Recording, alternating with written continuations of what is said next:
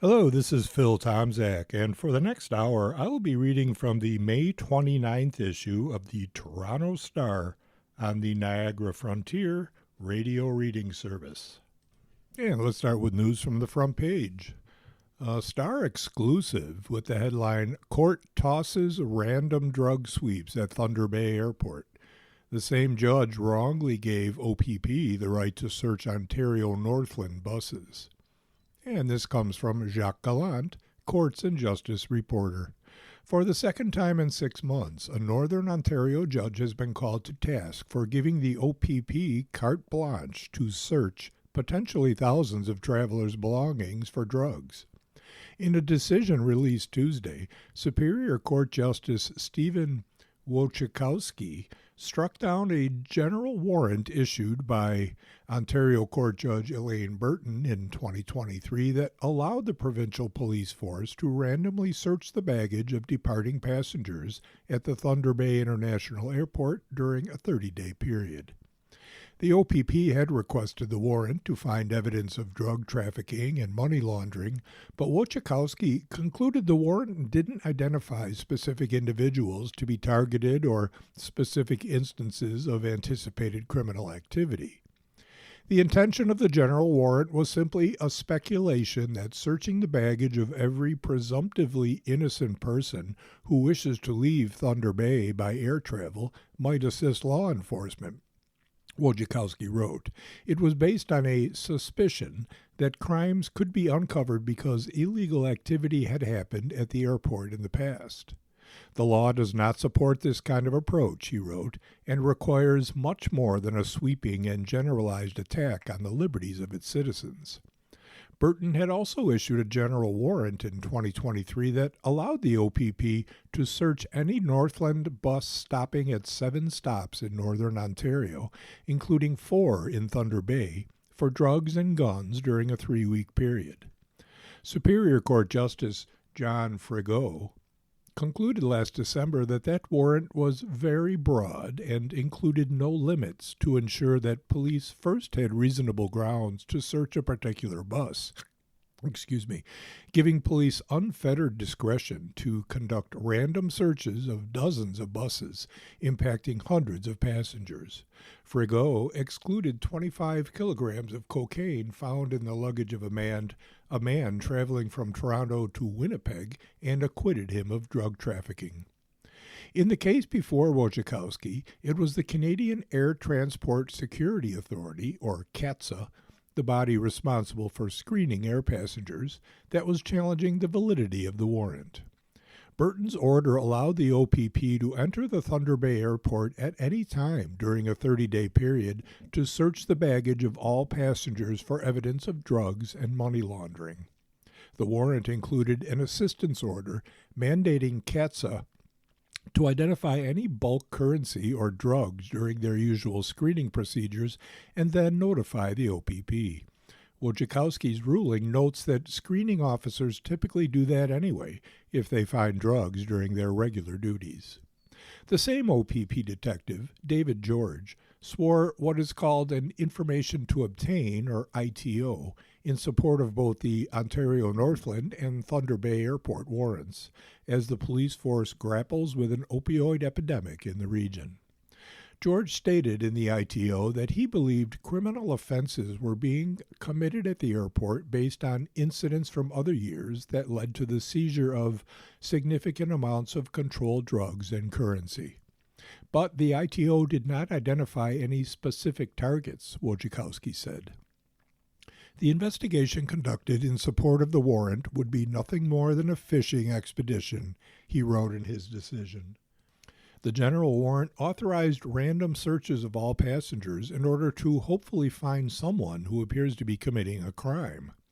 The higher court judge said he agreed with CATSA's position that the warrant authorized intrusions on the reasonable expectations of privacy of the traveling public in a sort of dragnet operation.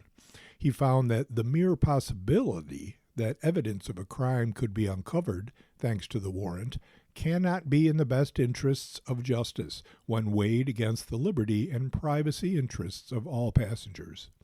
It is possible that in some neighborhoods in Thunder Bay, stopping and searching everyone on a particular street would result in quantities of controlled substances or money being found which could suggest criminal activity, Wojciechowski said.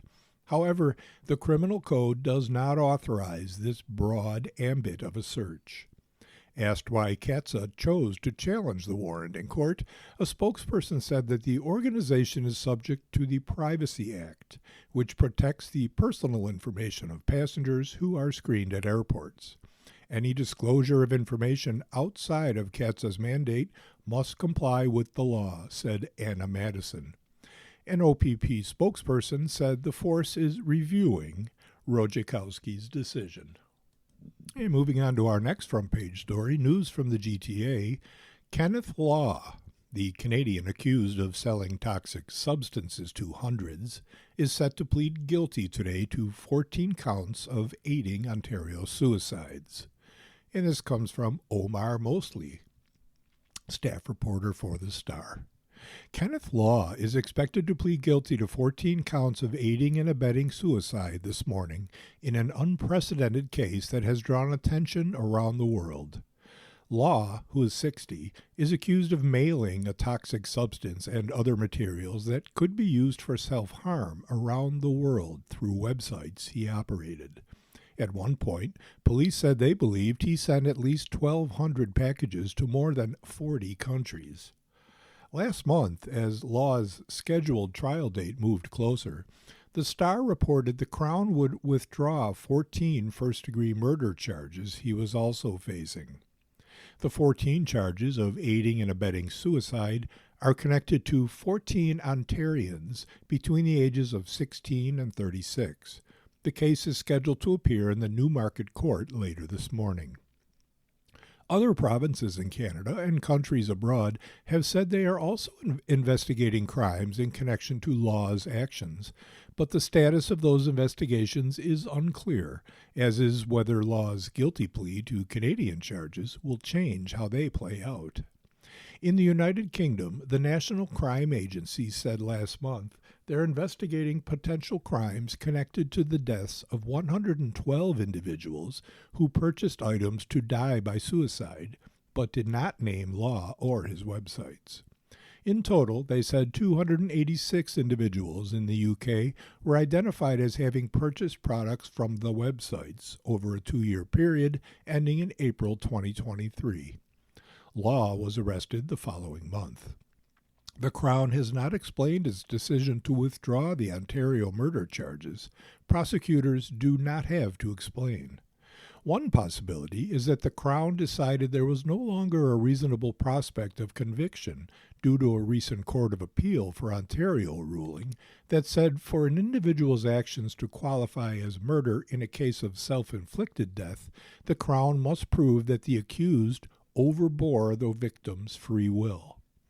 Robert Curry, an expert in international and transnational criminal law and professor at Dalhousie University, previously told the Star it's absolutely possible that Law could be extradited to face charges abroad, referencing the concept of double criminality, which says extradition is a possibility if what an individual is accused of doing is a crime in both countries. Factors in what could happen next would be Canada's extradition treaties with other involved countries, what kind of evidence they're relying on, and if Law takes any responsibility for the impact of his alleged actions in other countries. This is a developing story. In our next news story, News from the GTA has the headline, "A Nasty Neighbor Dispute Over a Barbecue and a Body Thrown in the Garbage. Is it enough to convict for murder in the death of this Liberty Village filmmaker?" And this is written by Jacques Gallant, Courts and Justice reporter. In the case of the killing of Riaz Habib in his Liberty Village townhouse, there is no surveillance footage of the fatal incident, no eyewitnesses, and no cause of death. It's against this backdrop that lawyers for the Crown and defense made their final pitches to the jury Thursday at the trial of husband and wife Koa Tran and Isabel Nguyen, Tran, 36, stands charged with second-degree murder for allegedly killing his upstairs neighbor due to his complaints about the smell from Tran's balcony barbecue, while Nguyen, 30, faces charges of accessory after the fact and indignity to a body for allegedly helping Tran dispose of Habib's body, wrapped in towels and blankets, in the complex's garbage compactor. The couple, wearing similar cream-colored pantsuits, listened as their lawyers argued there was a lack of solid evidence in the circumstantial case to convict them. Crown attorneys Anna Tenhouse and Nathaniel Smith contend that tension had been escalating between Tran and Habib after the latter told Tran he was going to tell everyone Tran was using propane with his barbecue and get him kicked out of the complex. The Crown alleges Tran snuck into Habib's condo using a key early on June 6, 2023, surprised him while he slept, and then beat him to death, possibly with a fire extinguisher. In her closing address to the jury, Tenhouse said that after the killing, Tran methodically threw out some of Habib's possessions, including his passport, computer, and bike, to create an illusion that Habib had left the complex to misdirect police until Habib's body was taken from the compactor to the landfill. Records show that Habib's fob was used 5 times to access the underground parking garage where the garbage compactor is located in the early morning hours of June 8, 2023, after Habib had already been killed. Tenhouse argued the fob was being used by Tran, whom she argued can be seen on surveillance footage in the underground garage that morning, pushing an office chair wearing Habib's ball cap. Tran denies that it's him. Mr. Tran created a web of deceit to cover up his involvement in Mr. Habib's murder, Tenhouse said. Mr. Tran was angry. Mr. Tran was revengeful. Mr. Tran wanted to win the fight. Koa Tran's defense in the killing of Riaz Habib. While Tran denies he was even in the 53-year-old filmmaker's unit on the night of June 6, 2023, when the neighborhood was awoken by a man's screams for help, his lawyer dropped some suggestions in his closing address as to what might have happened. Liam O'Connor suggested Habib had been on an unfortunate downward mental slide, going as far as describing him as being in a mental health crisis. O'Connor returned several times in his arguments to a gaping hole in the wall at the bottom of the stairs in Habib's multi-level unit, which contained what O'Connor argued was hair that was never tested by investigators. O'Connor left it to the jury to figure out what to do with that information. Neighbors are not murdering neighbors in Liberty Village over barbecue smells, O'Connor said. Try as you might, it is unlikely you will be able to pull the evidence together and discern what happened in Riaz Habib's unit. Handwritten notes next to Habib's body in the Western Battery Road complex's garbage compactor read, "Can someone lift this into the trash? Very heavy." And "Please do not open. Lots of sharp metal and glass inside from renovation. Don't worry, we wrapped it in fabric." Tran's DNA and fingerprints were found on the material covering Habib's body, including the note.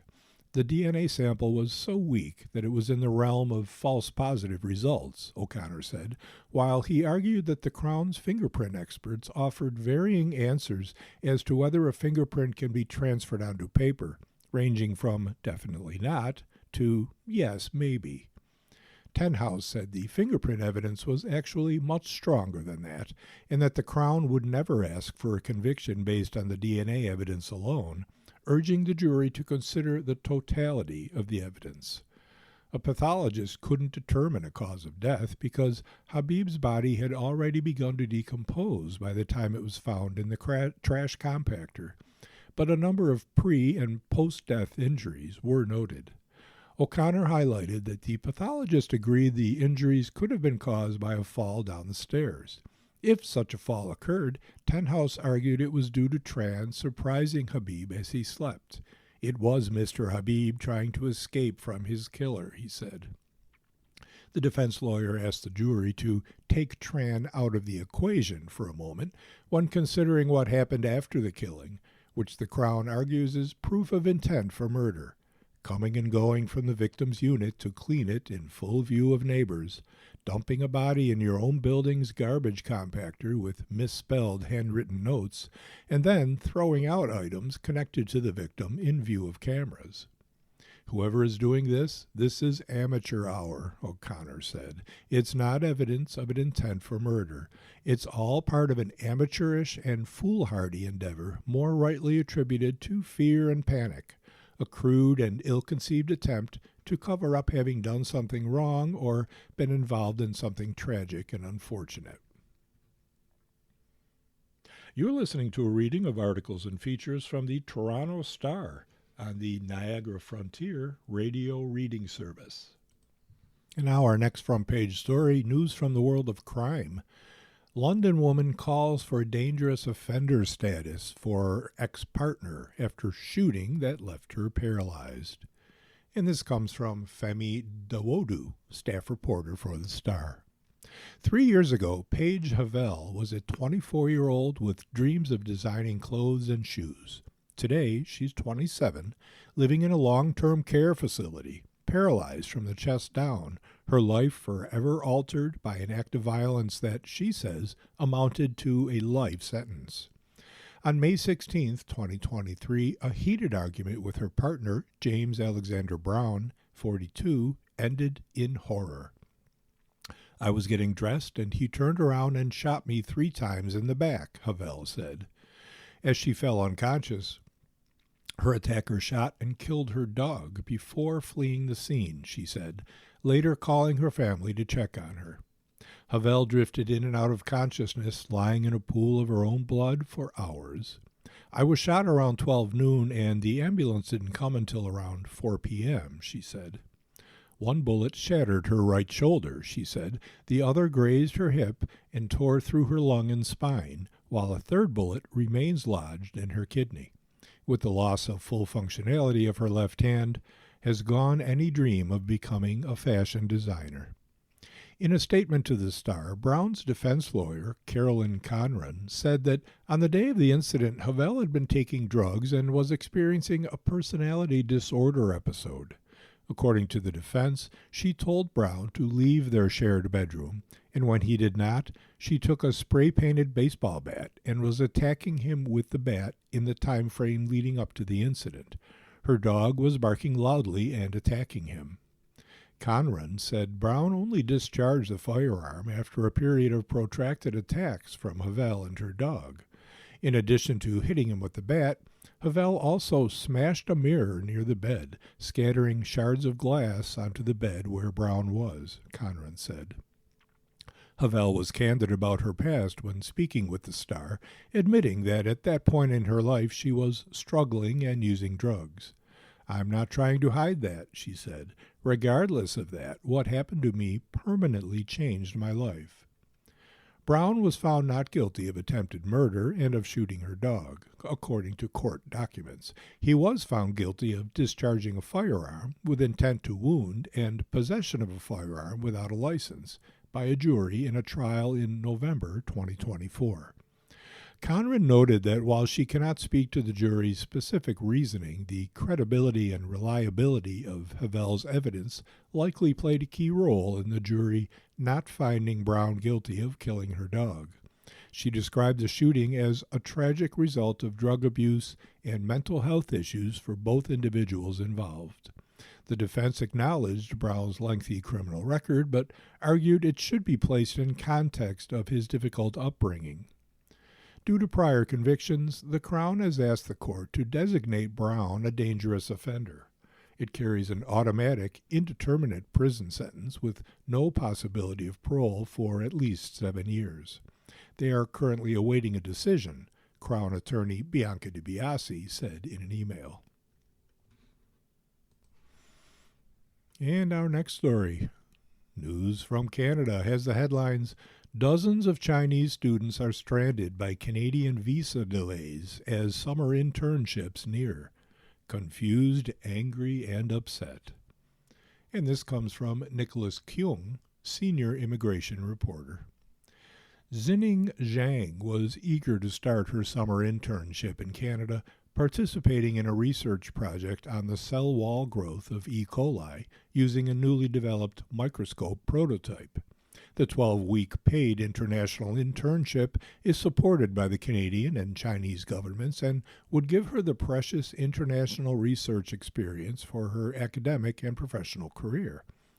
In February, the physics student from China's Jilin University applied for a Canadian visa immediately after she got an offer from the University of Montreal. The Immigration Department website said the processing time was 25 days, and she was confident she would make it in time. Today, Zhang is among a group of 50 Chinese international graduate students stuck in visa processing delays, majority of them due to pending security screening, an ongoing concern raised by immigration applicants from certain countries, including China. She has already postponed her start date at the university 4 times to June 22nd. This is a very valuable opportunity for my academic growth, and it's very useful for my future study, said the 21-year-old, who had to cancel another internship in Russia scheduled for August due to this postponement. I've tried to find other summer internships or jobs, but it's already too late.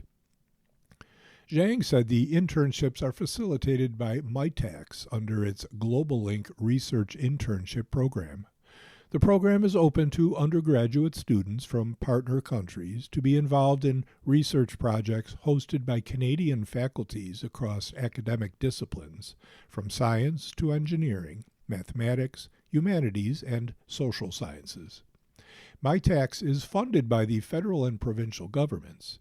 Its mandate is to foster business academic research collaboration through participating universities, industry, and government to connect students and postdocs with paid research and training opportunities.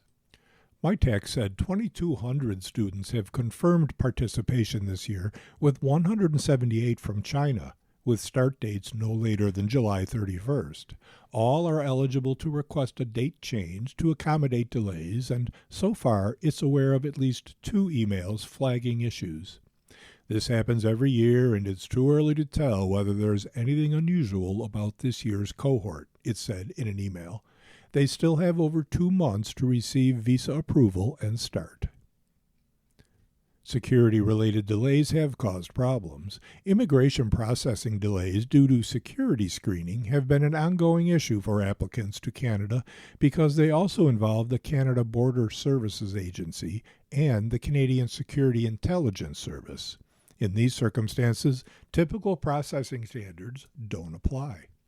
A parliamentary committee report in 2024 advised Ottawa to end government research collaboration with entities and individuals in China in Canada's sensitive technology research areas after 2 Chinese-Canadian researchers were fired from Winnipeg's National Microbiology Lab for impropriety, including sharing scientific materials for China's benefit.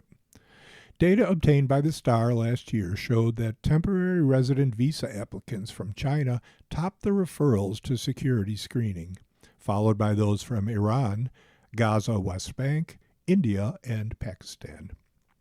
MITAX said students can withdraw from the program for reasons including personal circumstances to visa issues. In 2025, only 24 out of 1,537 students withdrew due to passport or visa delays. So far this year, 7 students from China have withdrawn and only 1 is due to a visa issue. Some delays happen every year and are not unique to students arriving from China, MITAX noted. The Immigration Department declined to disclose what specific risk indicators and screening information they rely on to refer cases for screening, but said each application is reviewed individually based on the same criteria, regardless of the country of origin. Huiyi Liu, who applied for his visa in March, agreed that security screening is necessary, but said the internship program is well established and students must go through a rigorous application process to be matched by MITAX. Liu, a biology student at Fudan University, was interviewed for 4 different research projects before he was selected to join a team at the University of British Columbia to study pathogenic mechanisms of bacteria through molecular genetics and genomics. He turned down another summer intern opportunity in Hong Kong and Singapore and accepted UBC because he would like to pursue his postgraduate studies in Canada in the future. "I'm confused, angry, and upset," said the 20-year-old, who has to be in Canada by July 6th. "It's the best choice for my summer. I trusted this program because it's supported by the Canadian governments." Xiaozhen Fan, who has to start her research on advanced artificial intelligence at York University in early July, said she applied for her visa online in early March and didn't expect the processing would take this long. The computer science student from Shanghai University worries she wouldn't be able to book a flight during the busy travel season, even if her visa comes through at the last minute. "I don't have a backup plan for the summer," said Fan, who's 20. "It's just so unfair that we don't even know how long we will be stuck in the security screening process." The students said they have contacted Immigration Minister Lena Mettledge-Diab, her department, and some MPs for help, but have not received any response. In an email, Immigration, Refugees, and Citizenship Canada confirmed the dates Zhang, Liu, and Fan submitted their visa applications, which are all pending the security screening results.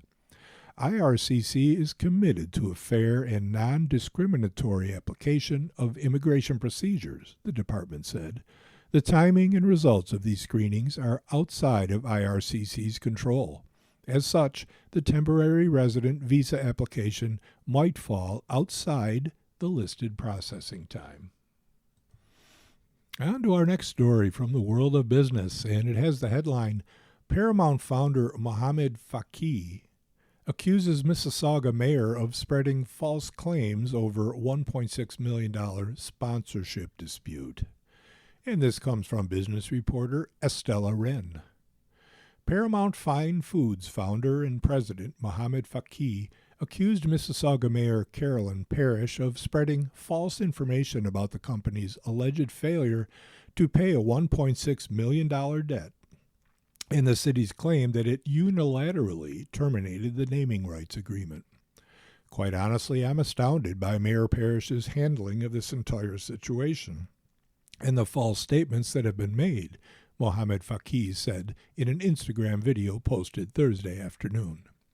The once favored Mississauga business leader made the remarks in response to a dispute that began Tuesday when the city of Mississauga announced it was renaming the Paramount Fine Foods Center after the restaurant chain allegedly failed to pay the millions of dollars owed over a prolonged period of time as per the contract terms.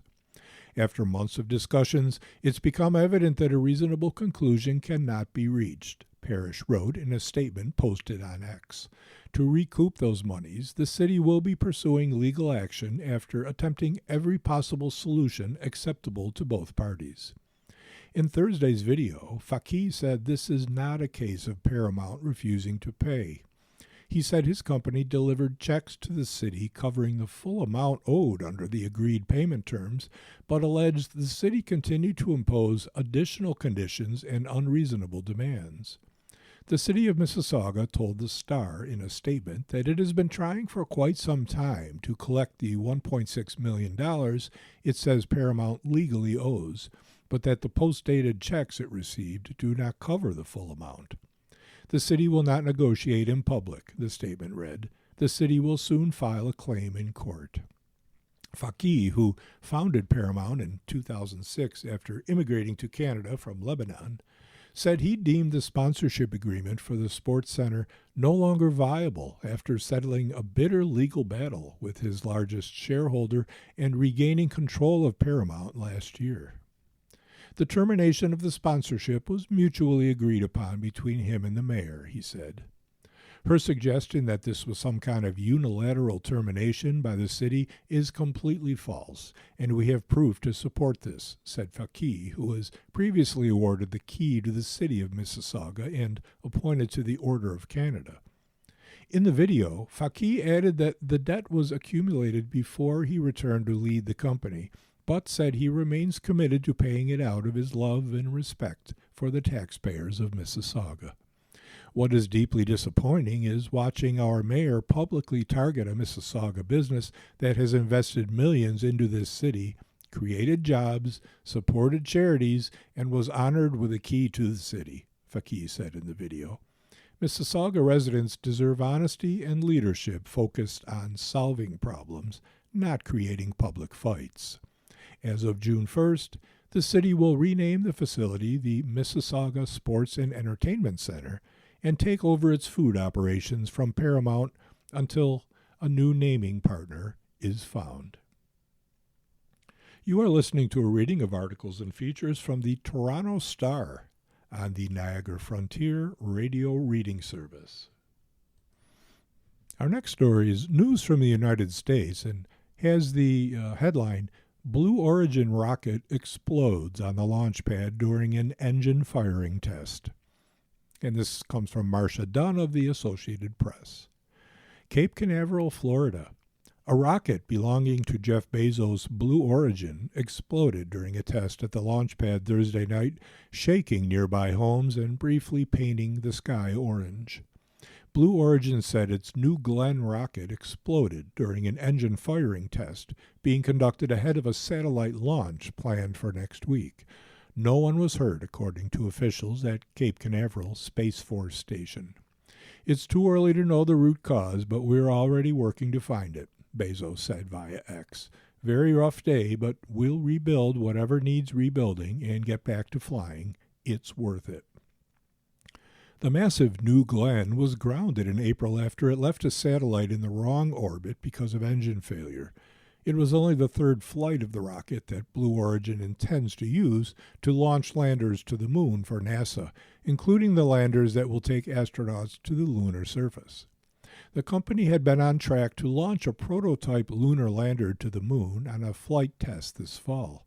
Earlier this week, the space agency awarded Blue Origin a contract worth hundreds of millions of dollars to launch a pair of moon buggies in the next few years as part of the Artemis program.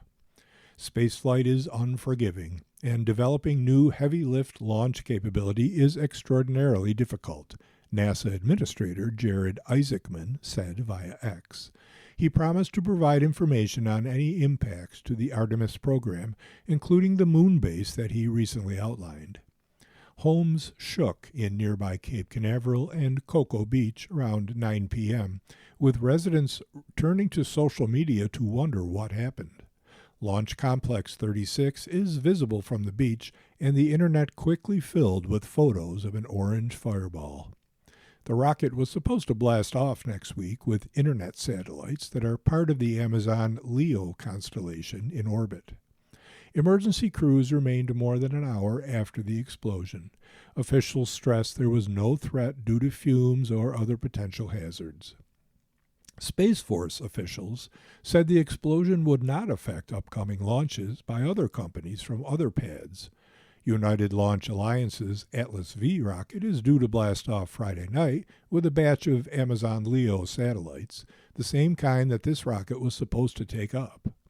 SpaceX's Elon Musk, who's had his own share of rocket explosions, offered his condolences. "Sorry to see this," he said. "I hope you recover quickly," he told Blue Origin via X. Towering at 321 feet, or 98 meters, New Glenn made its debut in 2025. It is named after John Glenn, the first American to orbit Earth, and is much bigger and more powerful than the New Shepard rockets that have carried tourists to the fringes of space from Texas. Let's move on to the world of entertainment. We have a stage review, and it has the headline, "A Midsummer Night's Dream at the Stratford Festival is an uneven revival until a fifth act revelation." And this comes from Joshua Chung, senior arts critic for The Star. A Midsummer Night's Dream.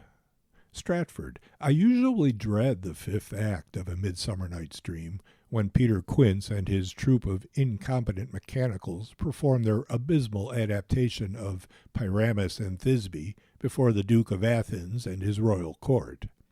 Arriving at the end of Shakespeare's magical comedy, about a quartet of young lovers who gallivant off to the forest after they find themselves in a messy romantic predicament, this extraneous final act is almost always a slog.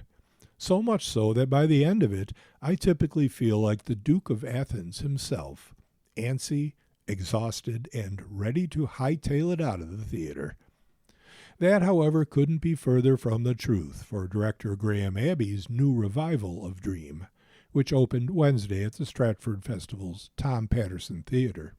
In this staging, the fifth act is a riotous farce of the highest order, with actors Michael Spencer Davis, Sarah Dodd, Aaron Crone, Sarah Jean Hosey, Stephen Howe, and Michael Mann earning some of the biggest laughs of the evening with their appropriately over-the-top, so bad that it's good slapstick humor. So delightful is this play within a play sequence that when Spencer Davis's Nick Bottom asks Theseus, Evan Bouillon, the Duke of Athens, whether he'd like to see the epilogue, one audience member seated behind me on opening night piped in with a "yeah," even before Bouillon could deliver his line. Alas, Bouillon had to stick to the script, slamming the door on the possibility of us seeing that epilogue. But I'm wholeheartedly in agreement with the man in row E on this one. I could watch anything this sextet is willing to perform. The unfortunate catch is that it takes 4 long acts before Quince's mechanicals get their moment in the spotlight, and what precedes it is a surprisingly uneven, over-directed production where striking visuals come at the expense of the central performances. At the center of Dream is its 4 young lovers. Hermia, played by Vivian Endicott Douglas, is smitten with Lysander, played by Jordan Hall, despite the protestations of her father, Aegeus, Tim Campbell, who insists that his daughter marry Demetrius, played by Thomas du Plessis.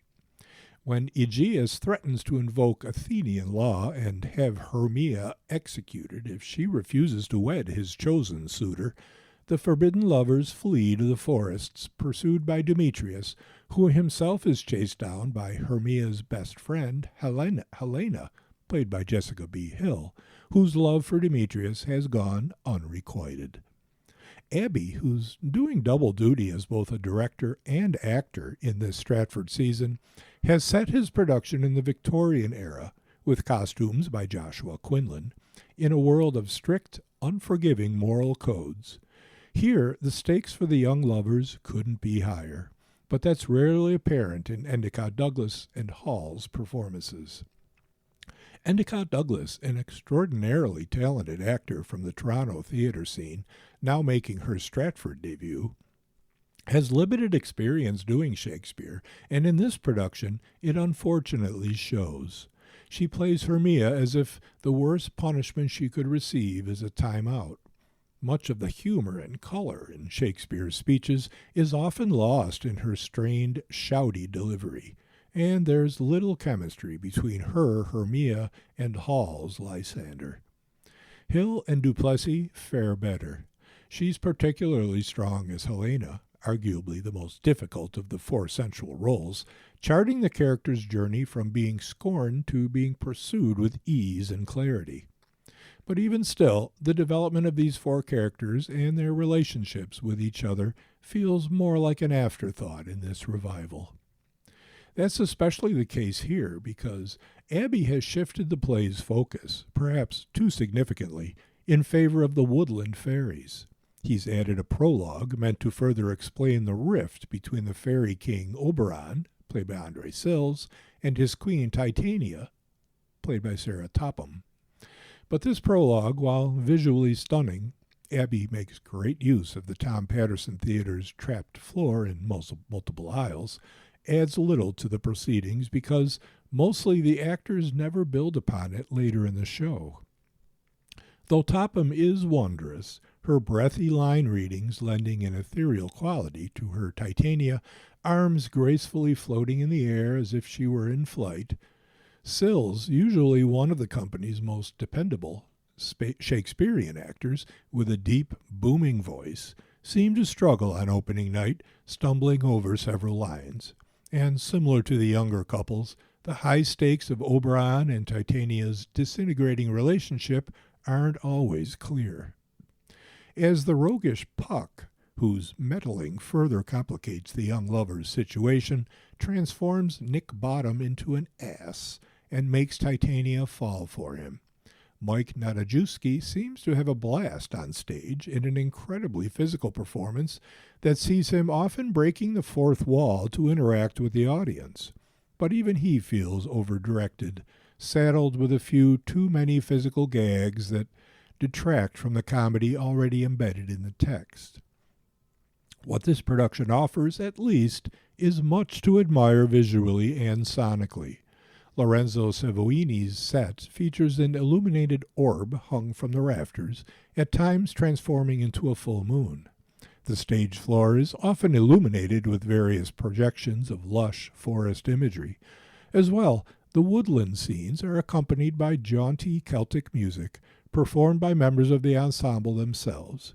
Who knew Stratford leading lady Laura Condlin was also such a talented violist, or that Mann was also an accomplished concert pianist?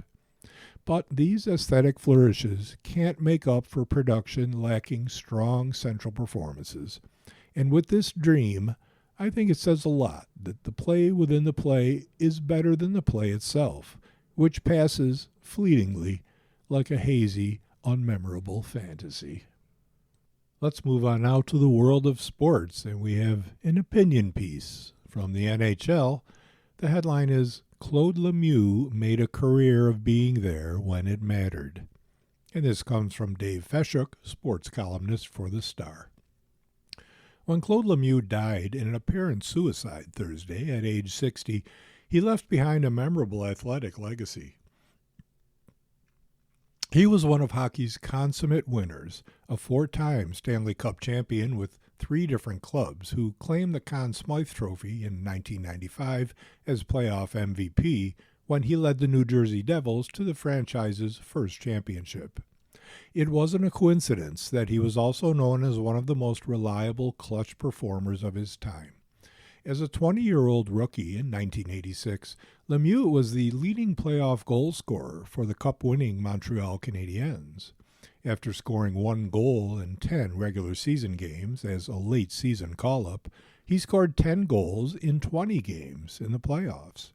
A similar pattern would continue throughout a career in which he occasionally expressed disdain for the meaninglessness of hockey's 82-game grind. The same Lemieux who is tied for 134th in all-time NHL regular season goals is 9th in all-time playoff goals. Among scorers of game-winning playoff goals, only Wayne Gretzky and Brett Hull can claim more. Not everyone is gifted to play better under pressure, Lemieux said in 1995, but I always play better under pressure. For all that, Lemieux was perhaps best known and widely despised for his mastery of hockey's darker arts. At the height of his powers, he occasionally described himself, perhaps cribbing various headlines of the time, as the most hated man in hockey. A renowned trash talker and a peerless agitator, Lemieux was also a downright dirty player who never let the rule book get in the way of a run to the cup. In the greasy throes of a brawl during the 1986 Stanley Cup Final, Calgary Flames forward Jim Peplinski has long claimed Lemieux took a bite out of his finger. Lemieux was a hell of a competitor, Peplinski told The Star in 2015. He was doing everything he could to win, and he ended up winning that year, too. En route to a 1996 Stanley Cup as a member of the Colorado Avalanche, Lemieux spent part of a heated Western Conference final infamously rearranging the face of Detroit's Chris Draper with a vicious hit from behind that got Lemieux suspended for the first 2 games of the ensuing Stanley Cup final. That Lemieux, in that case and many others, made the decision to turtle rather than fight in ensuing melees was by design. Lemieux saw neither valor nor competitive advantage in major penalties. I made a choice a long time ago that I would like to be called a bunch of names rather than spend 5 or 10 minutes in the penalty box, Lemieux said during his career. If that made him unpopular, and it did, he seemed unconcerned. If people thought I was a nice guy, he said, I'd probably be in trouble. Here's the thing, though. During his playing career and beyond, when he carved out a niche as an agent representing players such as former Leafs goaltender Frederik Andersen, Lemieux was thought by many to be a perfect gentleman. He had two personalities. Serge Savard, the Hall of Fame defenseman and former Canadiens general manager, who selected Lemieux in the second round of the 1983 draft, said on Thursday, "Off the ice, you could watch him do an interview and you would think you were talking to the Prime Minister. On the ice, you would see a different person." The inhabitant of that on-ice persona was as likely to score a big playoff goal as he was to take a shameless dive.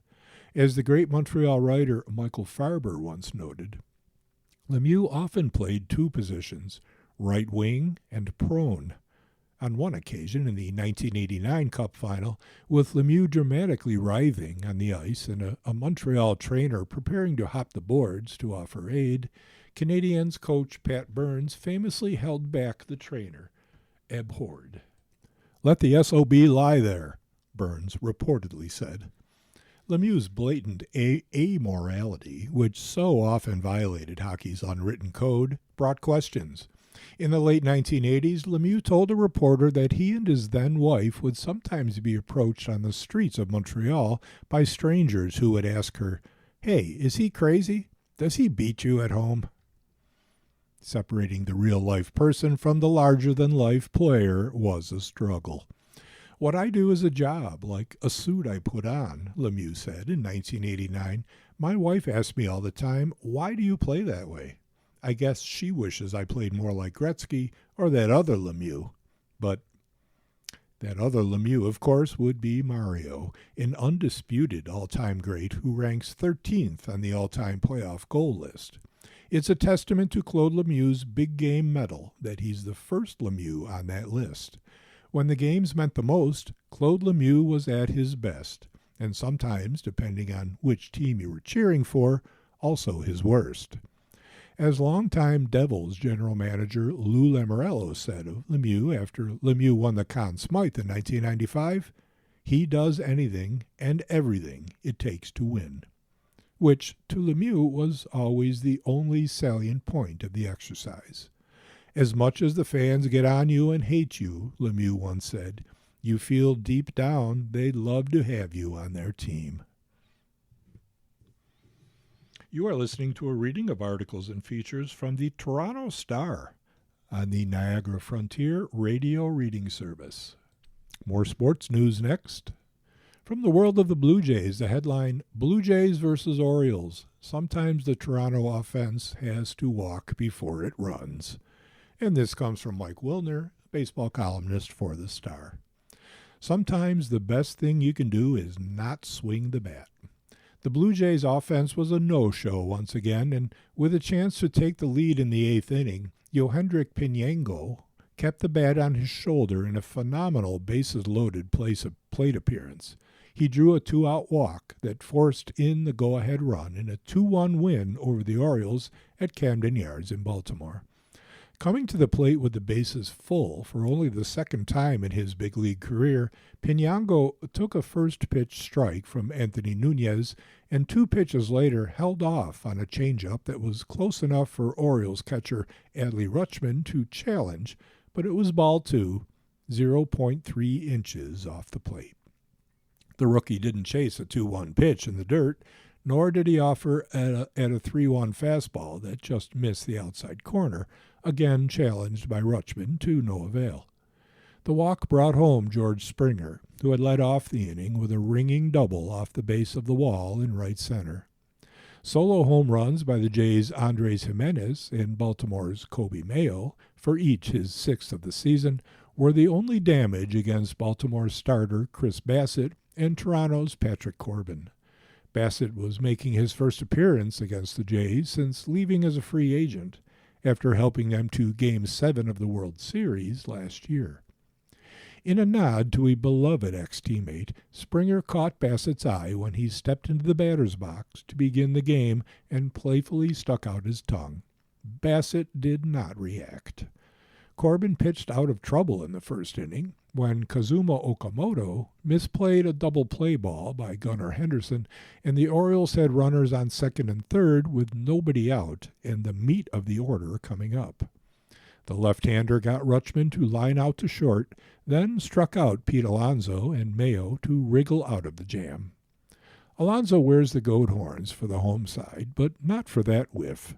The slugger got picked off first base by Jays catcher Brandon Valenzuela to end the eighth inning, denying the Orioles an opportunity for an at-bat with the tying and go-ahead runs aboard.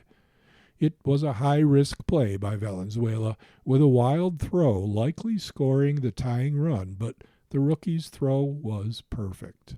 The four-game series continues Friday night, with the Jays looking to move back to 500. Let's move on to a story now from the world of travel. It has the title, Driving Electric in Costa Rica is Surprisingly Doable. This comes from Jack Ewing. Dominical, Costa Rica. Driving an electric vehicle on a road trip can be challenging enough. Would it be even possible in a country like Costa Rica? I decided to find out. Costa Rica has done more than most countries to promote electric vehicles, including passing a law in 2018 that required electric utilities to install fast chargers every 80 kilometers on national highways. That and tax breaks have made Costa Rica a pioneer in electric vehicles. Now, almost 1 in 5 new cars sold in the country is electric. The utilities typically install just one charger at each location. Often the chargers don't work, according to reviews on apps such as PlugShare. Costa Rica is one of the most prosperous and stable countries in Latin America, but in rural regions, many roads are still unpaved. Some areas, including the one I visited, didn't get electricity until the 1980s. I rented a BYD Yuan, sold as the SF1 in Costa Rica, from Green Circle Experience, a business that organizes tours to hotels and resorts that follow sustainable practices. The SF1, a small but capable SUV that sells for about $30,000, is popular in Costa Rica. Costa Ricans are buying electric vehicles at 3 times the rate of people in the U.S., for example, in part because of the availability of such inexpensive Chinese models. Green Circle designs itineraries that include hotels with chargers. My 3-day rental and 2-night stay cost a little more than $700. The people at Green Circle encouraged me to visit a small hotel on the Pacific coast named Hacienda Baru, about 193 kilometers from San Jose, the capital. They thought I should meet the hotel's founder, who is also Jack Ewing. No relation as far as I know. When I got the car in San Jose, the dashboard estimated it could travel 400 kilometers before running out of juice. San Jose sits at 3,800 feet above sea level, so the first part of the drive was steeply downhill. The car was barely using energy. It was a warm day, and I drove with the windows open because I couldn't figure out how to turn on the air conditioning. Like the dashboards of many Chinese cars in Costa Rica, the buttons and video display had Chinese characters. That's because it was brought to Costa Rica from a dealership in China, making it what the industry calls a gray market import. If it had been a regular import sold by BYD to a Costa Rican dealer, the manufacturer would have made sure the controls were in Spanish. Eventually, I figured it out. I arrived at the coast after about 2 hours with more than an 80% charge.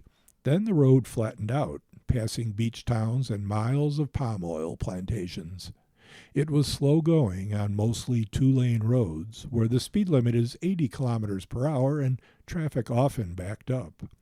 The car's battery registered a 50% charge when I arrived at Hacienda Baru, a collection of bungalows surrounded by rainforest. That meant I would need to recharge to return uphill to San Jose. I did make it back to San Jose without needing a fast charger. That's the biggest reason driving electric in Costa Rica is possible, if not always easy. I charged at night while I slept. In a small country, that's usually all you need. You've been listening to a reading of articles and features from the May 29th issue of the Toronto Star. Your reader has been Phil Tomczak. Thank you for listening.